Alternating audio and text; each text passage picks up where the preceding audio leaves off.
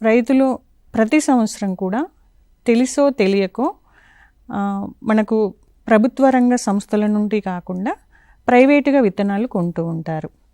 అలా కాకుండా రైతులు తప్పనిసరిగా మనకు విశ్వవిద్యాలయం నుంచి విత్తనాలు అమ్ముతూ ఉంటారు. వాళ్ళ దగ్గరికైనా వెళ్ళి విత్తనాలు తీసుకోవాలి. లేదా ప్రభుత్వ అంటే అధికృత సంస్థలు అనేటివి ఉంటాయి, వాటి నుండి కూడా విత్తనాలను మనము కొనుగోలు చేయవచ్చు. లేదు నాకు సమీపంలో ప్రైవేట్గా డీలర్స్ ఉన్నారు, వాళ్ళ దగ్గర కొనుక్కోవాలంటే తప్పనిసరిగా కొన్ని మెలకువలు పాటించాలి.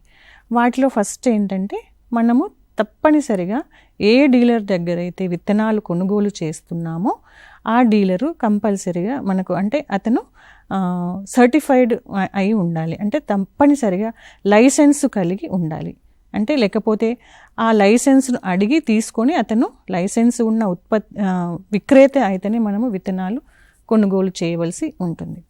అంతేకాకుండా మన రైతులు విత్తనాలు కొనేటప్పుడు తప్పనిసరిగా సీల్ ఉన్నటువంటి సంచి నుండి మాత్రమే విత్తనాన్ని కొనుగోలు చేయాలి.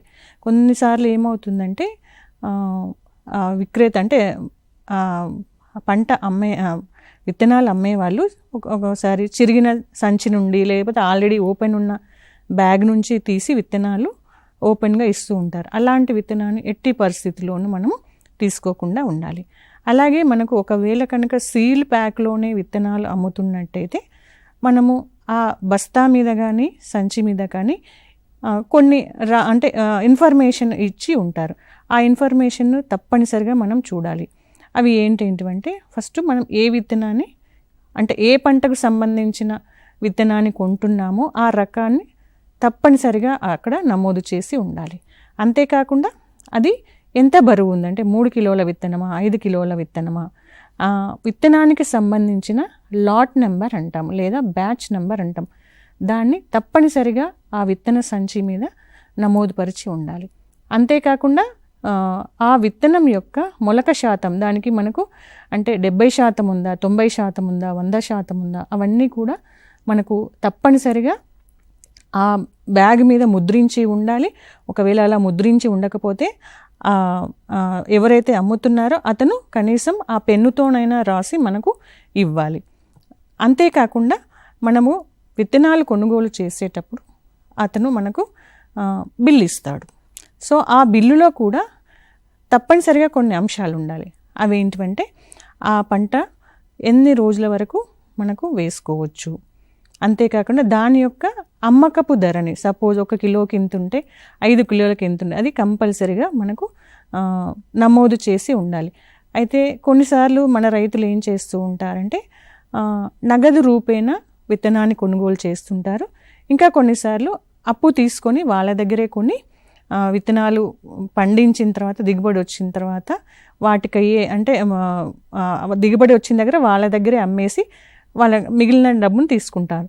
అలాంటప్పుడు ఏం చేయాలంటే ఒకవేళ నగదు రూపంలో ఇచ్చేటప్పుడైతే తప్పనిసరిగా బిల్లు మీద ఎవరైతే అమ్ముతున్నారో వాళ్ళ సైన్ చేసి ఉండాలి.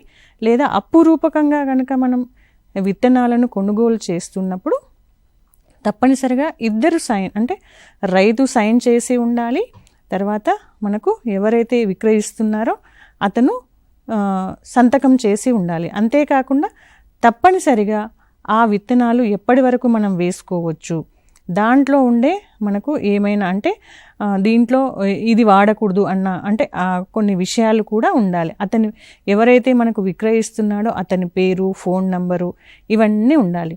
తర్వాత ఏంటంటే రైతులు ఏం చేస్తుంటారంటే విత్తనాన్ని కొన్న తర్వాత లైసెన్స్ ఉందా చూస్తుంటారు, బిల్లు ఉందా చూస్తుంటారు, కానీ ఆ బిల్లును మాత్రం వాళ్ళు చివరి వరకు భద్రపరచుకోకుండా ఉంటారు. మనకు ఎప్పుడైనా సరే పంట నష్టం వచ్చింది అని తెలపాలంటే ఓన్లీ మొలకలు రాకపోతేనే కాదు, ఆ పంట వేసిన తర్వాత ఆ పంట నుండి మనకు దిగుబడి వచ్చేంత వరకు కూడా మనము ఆ రసీదును పెట్టుకోవాలి.